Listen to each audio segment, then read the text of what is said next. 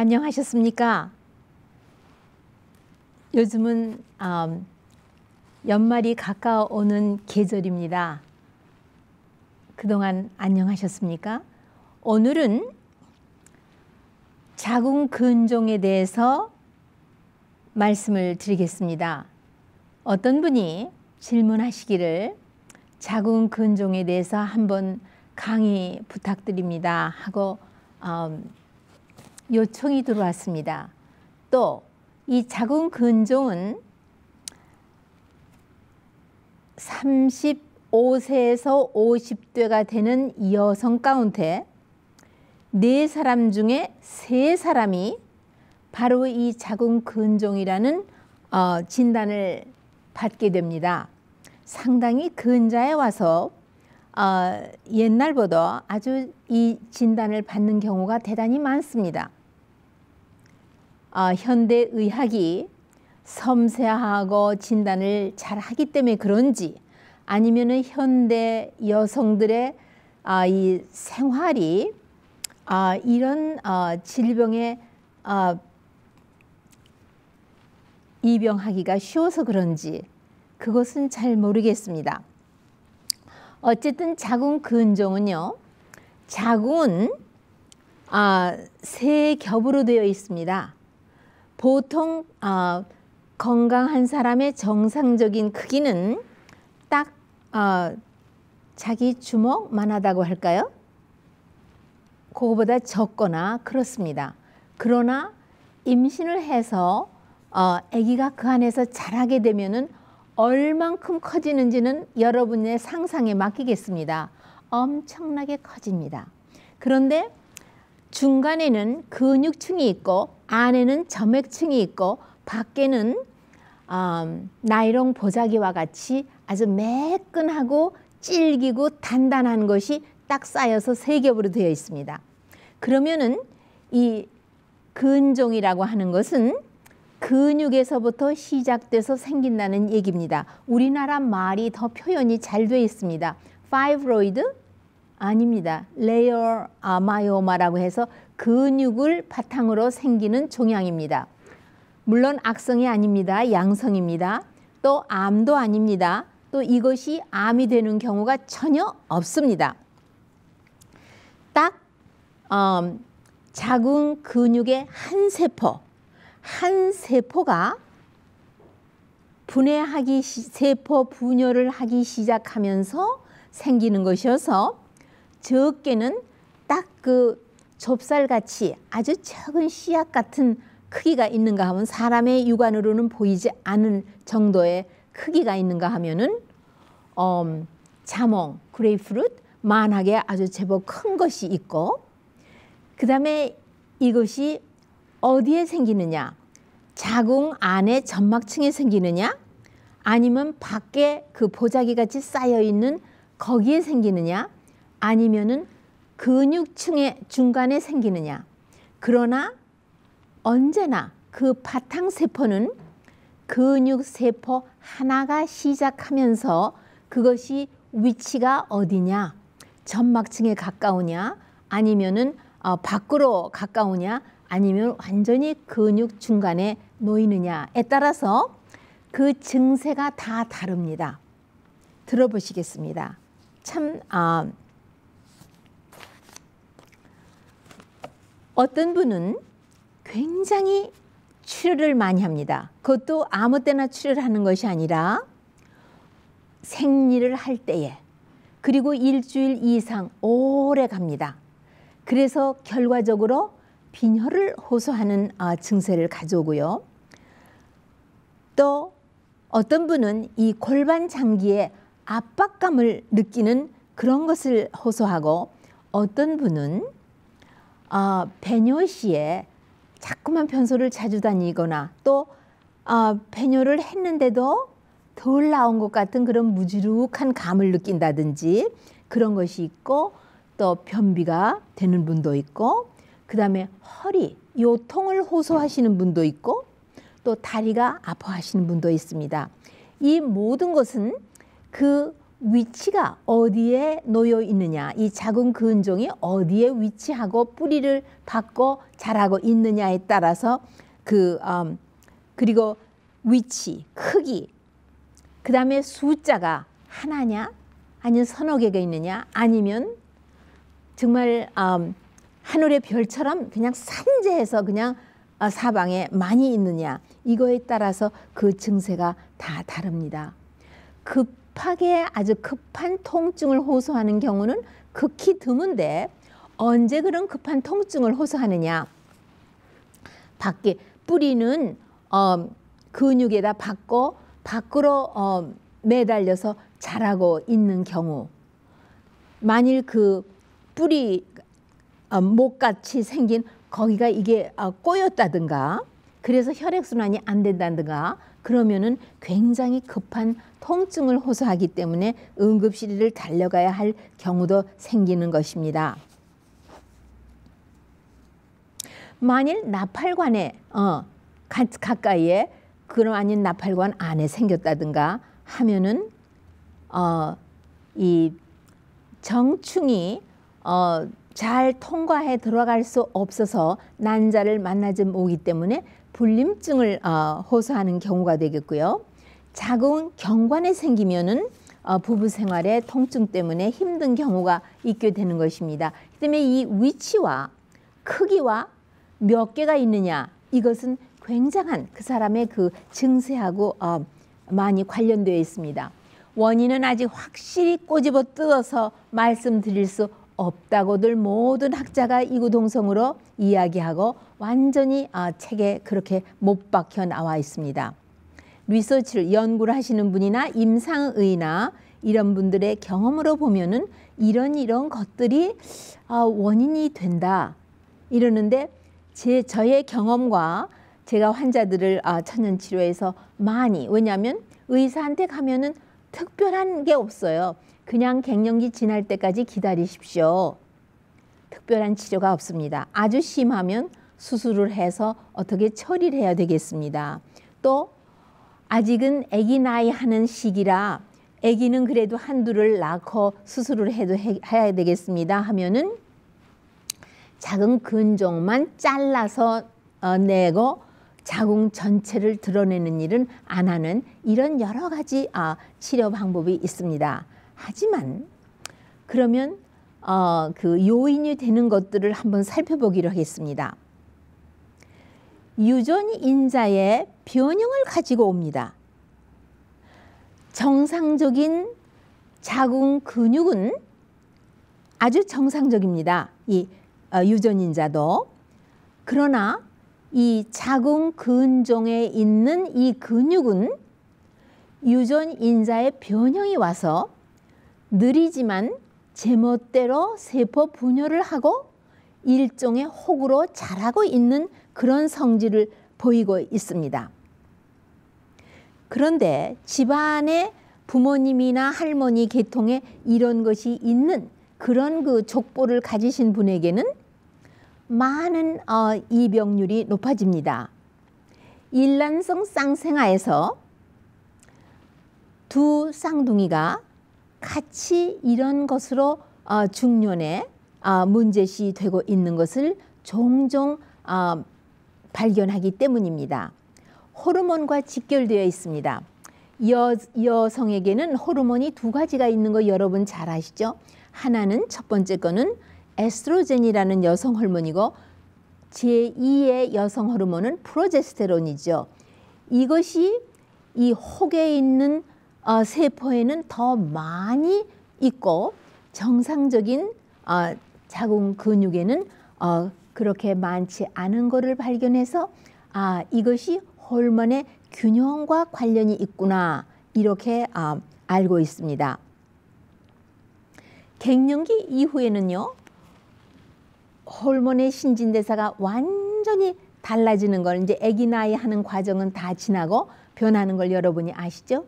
갱년기 후에는 이 자궁 근종이 그냥 오그라들고 수축해서 점진적으로 없어지는 그런 것을 우리가 많이 보기 때문에 합병증으로 출혈을 많이 해서 빈혈이 심하다든지, 또 아기 나이를 해야 하는데 자꾸만 자연 유산이 된다든지, 또 임신이 불가능하다든지 할 때에는 의사의 치료와 여러 가지를 받지만 그 외에는 별로 그런 것을 하지 않지요.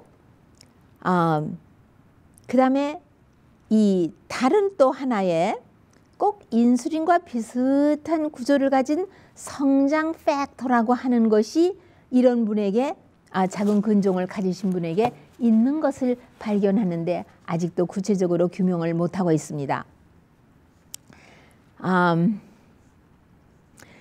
그리고요, 우리가 라이프 스타일을 하면서 환자들에게 라이프 스타일을 모디파이 하도록 그렇게 권했을 적에 특별히 의복을 입는 것을 바꾸도록 권합니다.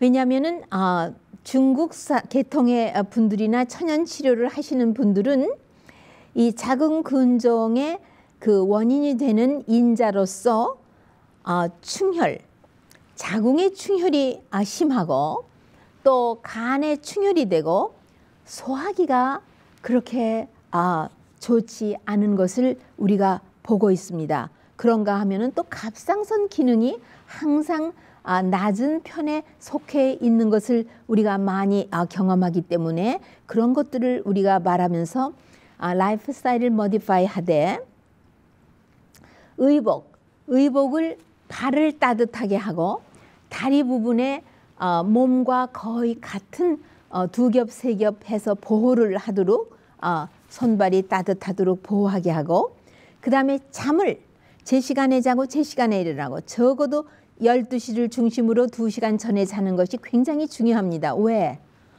호르몬 신진대사가 정상으로 균형 잡혀서 순환되게 하려면은 이 잠과 직결되어 있습니다.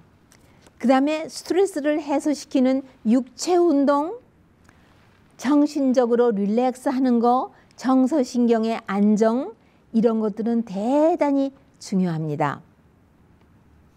그 다음에 규칙적인 생활은 호르몬 신진대사에 뺄 수 없는 일이기 때문에 이것도 강조합니다. 그 다음에 잠을 실컷 자고 과로하지 않도록 그렇게 말합니다. 그 다음에는 정서신경에 굉장한 문제가 있는 것을 우리가 인자로서 연구하게 됩니다. 정서신경에 성격이 예민하고 스트레스를 잘 감당 못하면서 밤에 잠자리에 들어놓어도 릴렉스를 잘 못하는 체질이 있습니다. 이런 분에게서는 이 모든 근육이 릴렉스를 못하기 때문에 자는 동안에도 혈액순환이 원활하지 않기 때문에 복강장기에 특히 자궁, 간, 소화기 부분 이런 데에 충혈이 많이 되어 있기 때문에 우리가 그렇게 말하는 것입니다. 그리고는 간의 혈액순환이 좋아지고 담즙 유통이 좋아지며 하복부의 냉기를 없애고 따뜻하게 자궁과 방광에 그리고 대장의 순환이 잘 되게 하는 그런 약초를 사용할 때 결과가 아주 좋고 이 자궁 근종이 자라기를 멈추고 점점 적어지며 모든 증세가 호전되는 것을 우리가 봅니다. 예를 들면 증세가 호전된다는 것은 이 아까 말씀드린 대로요. 어디에 위치하고 있느냐에 따라서 증세가 다르다고 그랬죠. 제가 많은 이런 환자들을 경험한 바가 있어서 말씀드릴 수 있는데요. 이 그 자궁에요. 그 밖에 부분에 그 다음에 자궁의 뒷부분으로 허리 쪽으로 그렇게 있고 굉장히 좀 큰 부분은요. 요통을 호소하고 이 방광으로 인한 배뇨에 관한 그런 증세를 많이 호소하고 또 변비도 있고, 왜냐하면 복부에 그 압이 있고 흉곽에도 압이 있는데 복부에 압이 정상적이 아니기 때문에 충분히 힘을 주어서 배설시키지 못하기 때문에 그리고 눌리기 때문에 변비도 되고 방광이 깨끗이 배뇨로서 비우지 못하고 이런 증세가 있는가 하면은 요통도 있고 다리도 아프고 많이 그런 증세를 호소하게 되는 것입니다. 그리고요, 음식물을 어떻게 먹고 사느냐가 굉장히 중요합니다. 과식을 하는 습관, 소화기가 늘 복잡하고 잠자리에 들 때에도 위가 비어있지 않고 소화를 다 시키지 않은 상황, 이런 것들하고 직결되어 있습니다. 소화기가 이렇게 완전히 소화를 깔끔하게 처리 못하면은 간의 충혈이 심합니다. 그렇기 때문에 과식을 피해야 하며 규칙적인 식사를 하고 아주 적당한 보통 정도의 양을 먹고 소화기 장애를 느끼지 못해도 음식을 아주 단순하게 두세 가지, 그 다음에 세 가지를 넘지 않는 그런 것을 하는 것은 이 자궁근종을 예방하는 차원에서 대단히 중요합니다. 그래서 식이요법에서 말하기를요, 섬유질이 많고 전곡이고 야채와 과실을 많이 먹으라고 되어 있습니다.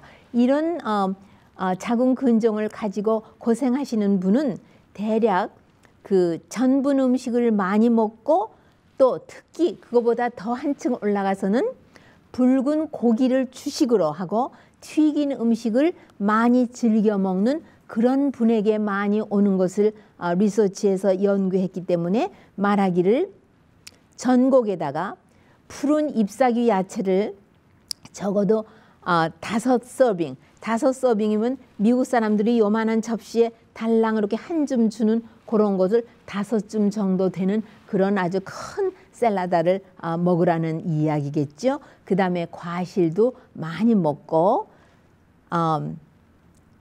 그렇게 하는 것이 아주 좋다고 되어 있습니다. 그 다음에는 이 푸른 잎사귀 중에서 시금치, 케일, 브로콜리 이런 거를 많이 먹는 것은 대단히 유익하다고 되어 있고요.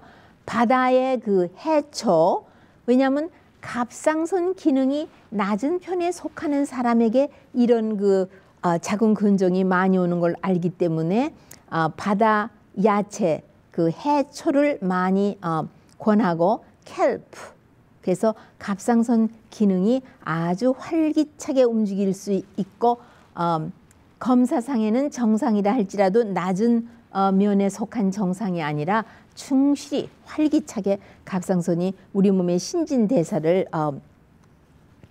도와주는 그런 것을 하고 몸에서 신진대사와 배설과 이런 모든 순환을 돕기 위해서 아주 수분을 충분히 하루 8온스짜리 적어도 6잔을 권하는데 제가 환자에게 권할 땐 이렇게 말합니다. 아침에 일어나시면은 한 30분 간격으로 적어도 1/4, 그러니까 2컵 내지 4컵, 4컵이면 1/4하고 2컵이면 1파인트입니다. 그렇게를 잡수시고 나머지는 미드모닝하고, 그러니까 오전에 한 번, 오후에 한 번, 저녁에 주무시기 1시간 전에 한 번, 이렇게 해서 자기가 수분을 섭취할 수 있는 것을 나누고, 이런 자궁근종이 있으신 분은 하복부가 굉장히 냉합니다.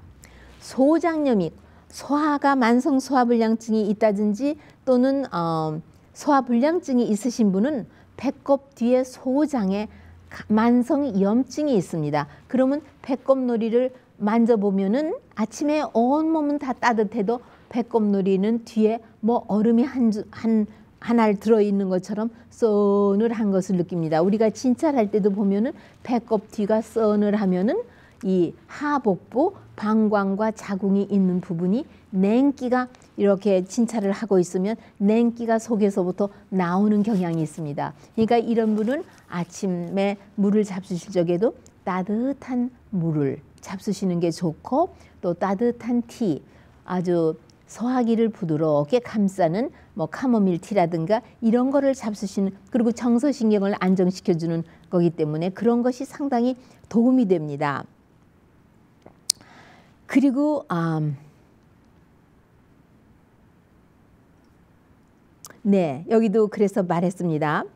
프라이한 음식을 삼가고 또 변형된 지방을 삼가고 동물성 그 기름을 삼가고, 그러니까 포화 지방이죠. 기름기가 많은 음식을 삼가는 것이 좋고, 반면에 필수 지방산을 많이 챙겨서 먹고 씨앗이나 넛이나 그런 거에 있는 오메가3를 챙겨서 먹으며, 이렇게 해서 온몸에, 그래서 중국 사람은 이렇게 그분들 문헌에 이렇게 말했더라고요. 당신의 이 뱃속이 해피, 평화스러우면 바로 이런 파이브로이드는 예방도 될 수 있고 생기지도 않습니다. 그러니까 아까 제가 말했죠. 팩터, 그러니까 직접 원인이라고 볼 수는 없지만 유도할 수 있다는 어떤 그 인자들에 관해서 말할 적에 소화기 장애가 없도록 하는 것이 대단히 중요하다고 되어 있습니다. 그 다음에 그 정제한 설탕, 정제한 흰쌀, 흰밀가루의 제품들, 왜냐하면 이것들은요 헛배를 부르게 하고 가스가 차게 하고 이 복강의 평화를 다 앗아가는 문제들이기 때문에 그러합니다. 그리고 가공식품들, 가공식품은 가공을 했기만도 나쁘지만 또 가공식품에 대해서 자세히 파고 들어가서 공부를 해보니 가공식품은 정말 케미컬 덩어리고, 이것은 우리의 간을 혹사시키며 간을 충혈되게 만들고 아주 간이 피곤해서 어쩔 줄 모르게 만드는 음식 중에 하나인 것을 알게 되었습니다. 전곡은 이 작은 근종에도 두말할 것도 없이 좋습니다. 그 다음에 영양분입니다. 이런 음식을 먹었다고 해서 몸에 영양분이 균형 잡혀 있는 것은 아니죠. 예. 그리고 신선한 야채와 어떻게 먹으면 효소를 아끼는 우리의 생활 습관이 되는지, 효소 중에 파인애플에 있는 브로멜린이라고 있습니다. 이것은 이 작은 근종에 두말할 것 없이 아주 좋은 효소제로서 이 치료제를 많은 천연치료를 하는 건강 상담자들, 의사들이 권하고 있습니다.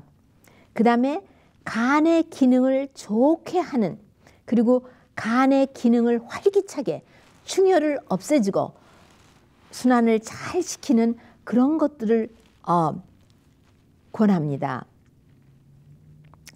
그 다음에 소화효소를 만일 헛배가 부르다가 가스가 찬다든가 변통이 좋지 않다든가 하는 분은, 그리고 나이가 거의 40 후반, 35세가 넘으면 소화효소가 늙습니다. 그 활성도가 아주 떨어지기 시작합니다. 그렇기 때문에 Full Spectrum Digestive Enzyme 하면은 전분을 소화시키는 것, 단백질을 소화시키는 효소, 그 다음에 그 지방을 소화시키는 효소 모두가 있는 그런 효소, 그것도 식물성이면 더욱 좋고, 췌장 효소가 아닌 것, 췌장 효소를 잡수시면은 췌장 효소가 가뜩이나 부진한 상태인데 더 떨어지기 때문에 우리가 이런 급성 질병이 아닌 때는 권하지 않습니다. 그런 것을 복용하는 것은 굉장히 도움이 된다고 말했고요. 아까 제가 필수 지방산을 말씀드렸는데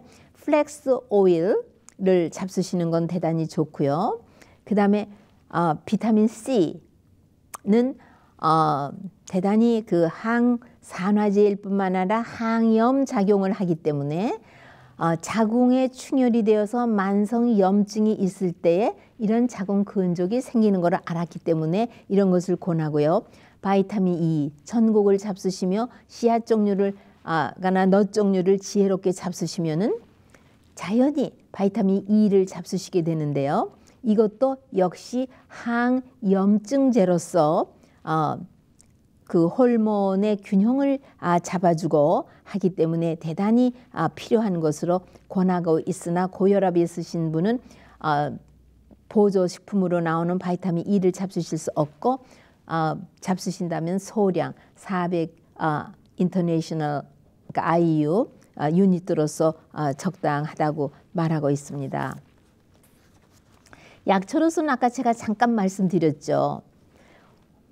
그 민들레 뿌리나 잎사귀를 티로 만들어서 꾸준히 6개월 내지 1년을 잡수시는 것은 대단히 좋습니다.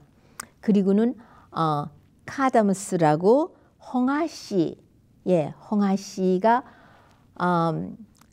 특수 처리를 한 홍아씨래야지만 소화 흡수가 되지 그냥 홍아씨는 소화 흡수가 되지 않기 때문에 그것은 권하지 않습니다. 그 다음에 출혈이 심해서 빈혈이 심한 분은 빈혈에 관한 모든 치료를 하시는 것이 지혜스럽습니다. 그리고 와일드 EM이라고 해서요. 그 일종의 그 고구마 종류죠. 거기서 축출해낸 제2의 여성 호르몬인 프로제스테론을 사용하는 것은 이 근종이 아주 쭈물어들면서 적어지는 일에 굉장히 도움을 주고 있습니다. 그리고는 또 다시 여기서도 말씀을 한 번 더 나누고 지나가야 되는데요. 그 사람의 정서, 그러니까는 스트레스에 약하고 릴렉스를 잘 못하는 분, 그 다음에 아주 그 초조와 불안과 근심 걱정이 많은 소심한 성격, 그 다음에 화를 잘 내거나 갑자기 그냥 소리를 지르면서 그 반응을 보여야 하는 것보다 훨씬 이상스럽게 아주 그 신경이 그 템퍼라고 말하죠. 그런 그 성격을 가지신 분, 그 다음에 뭔지 그 시큐리티, 그 안정감이 없고 보호를 받지 않았다고 생각하는 이런 초조와 불안을 가지신 그런 성격의 소유자에게 이 작은 근종이 많은 것을 알아서 이 릴렉스하기 위한 모든 육체적인 운동, 그 다음에 정신적으로 조용한 클래식 음악을 보면서 안정시킨다든가 아니면 저녁에 잠자리에 들기 전에 발을 따뜻한 물에 담그기를 한 20분 한다든가 아니면 월풀이나 더운 물에 몸 담기기를 해서 한 20분 그렇게 해서 릴렉스를 시킨 다음에 잠자리에 드시면은 금방 아주 숙면을 취하게 되고 온몸이 릴렉스하기 때문에 혈액순환이 어디 충혈이 된 장기에서 그 충혈이 그러니까 트래픽 컨제션처럼요. 그 충혈이 된 것이 다 풀려서 온몸이 다 아주 잘 순환이 될 수 있도록 그렇게 하는 것은 대단히 중요하며 운동을 매일같이 육체 운동을 하며 과로하지 말고 절대로 화내지 말며 신경질, 이 스트레스, 그 다음에 그 자기 마음을 자기가 괴롭게 하는 그런 일을 하지 말라고 되어 있으며 신앙생활을 하신 분은 조용히 앉아서 조용한 음악이나 말씀을 들으면서 성경책을 열고 말씀을 조금씩 조금씩 보면서 명상하며 마음을 다 열고 그리고 기도함으로써 그날의 모든 복잡한 마음을 비우고 잠자리에 드시는 것은 바로 이런 병을 예방하는 데도 틀림없이 좋다고 추천이 되어 있습니다. 그 다음에 특별히 옷을 아주 따뜻하게 하반신 이 다리를 차게 하고 발이 차가우면 그 피가 다리의 하지에 돌아야 할 피가 복강, 복부에 있는 장기, 방광과 자궁과 대장에 충혈을 일으키고 또 이 팔을 짧은 소매를 입으면서 손과 이 팔이 추위에 노출이 되면은 심장과 폐와 간에 충혈이 됩니다. 그래서 옷을 잘 입는 것은 대단히 중요합니다.